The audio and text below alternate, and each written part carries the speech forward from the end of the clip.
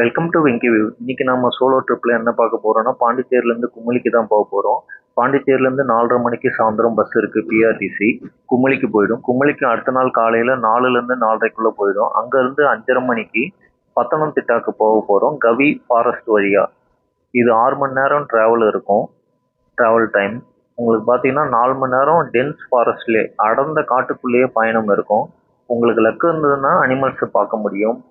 நாங்கள் அது மாதிரி போகும்போது யானை பார்த்தோம். இதுக்கு உங்களுக்கு டிக்கெட்டு பார்த்தீங்கன்னா குமுளியிலேருந்து பத்தனம்திட்டாக்கு 208 ரூபா. 6 மணி நேரம் ட்ராவல், அதில் 4 மணி நேரம் உங்களுக்கு அடர்ந்த காட்டுக்குள்ளேயே தான் பயணம் இருக்கும். வெயிட் இங்கே பாருங்கள் யானை. நேரில் நாங்கள் பார்க்கும்போது ரொம்ப கிட்டவே பார்த்தோம். ரொம்பவே அழகாகவே தெரிஞ்சுது. இதை அப்படியே பார்த்துட்டு நாங்கள் கிளம்பிட்டோம்.